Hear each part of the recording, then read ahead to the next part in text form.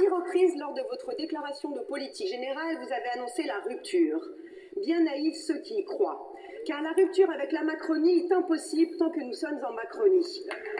Le président de la République, dont vous êtes le dernier fidèle, est obsédé par ce qui est pour lui l'œuvre d'une vie. 8 années de politique au service des milliardaires et des grands patrons. Il a raison sur ce point-là. Le budget 2026 n'est pas une rupture. Il est le paroxysme de votre politique pour achever ce qu'il reste des services publics et de l'État social dans notre pays. Tout le monde passe à la caisse. Les apprentis avec la baisse des salaires, les locataires avec le gel des APL, les retraités avec le gel des pensions, les travailleurs avec la hausse de l'impôt sur le revenu, les plus vulnérables avec le gel des prestations sociales, les patients avec le doublement des franchises et les malades en ALD avec des taxes sur leurs indemnités. Tout le monde passe à la caisse, sauf les ultra-riches. Les 500 plus riches de France qui ont doublé leur fortune sous Macron peuvent compter sur votre protection. Et ils peuvent dire merci aussi à l'extrême droite. Le rétablissement de l'ISF, le RN vote contre avec la Macronie. La taxation des super-héritages, le RN vote contre avec la Macronie.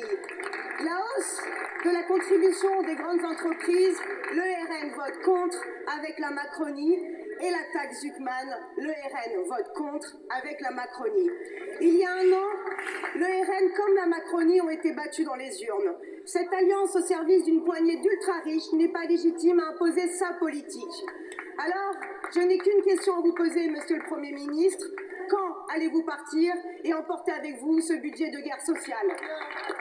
Merci beaucoup, madame la députée. La parole est à madame Amélie de Montchalin, ministre de l'Action et des Comptes publics. Merci, madame la présidente. Madame la députée, c'est intéressant l'exercice qu'on a aujourd'hui parce que vous nous parlez des mesures du budget. Il y a pile une semaine, nous étions ici et vous et votre groupe avez fait tous les efforts possibles pour que ce budget ne soit jamais déposé, qu'il ne soit jamais débattu, que les parlementaires ne puissent jamais regarder ce qu'il y a dedans. Et au fond, vous êtes en train de nous dire que maintenant vous voulez que nous ayons un débat sur l'ensemble des mesures, sur l'ensemble des équilibres, et que nous puissions, comme le Premier ministre nous y a invités, avoir une proposition du gouvernement, un débat devant les Français et un vote qui reflète ce qu'est cette majorité et cette Assemblée. La deuxième chose que je note, madame la députée, c'est que vous venez plus de parler du RN, des votes et au fond de l'arithmétique de ce qui se passe en commission que de parler des Français. Mais on sait ce que vous voulez, madame la députée.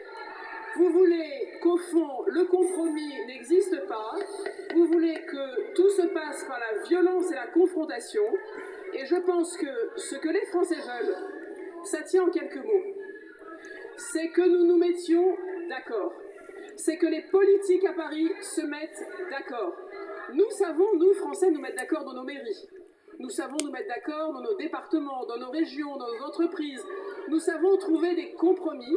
Alors pourquoi n'arrivons-nous pas ici à avoir un débat apaisé, à mettre les choses sur la table, à sur l'ensemble des sujets essayer de faire mieux et de nous souvenir d'une chose.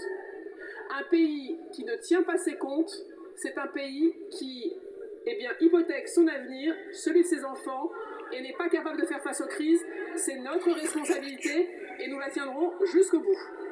Merci beaucoup, madame la ministre, madame la députée. Je rappelle que vous avez perdu les élections et que votre assurance vie aujourd'hui, ici, sur ce budget, c'est le Rassemblement national.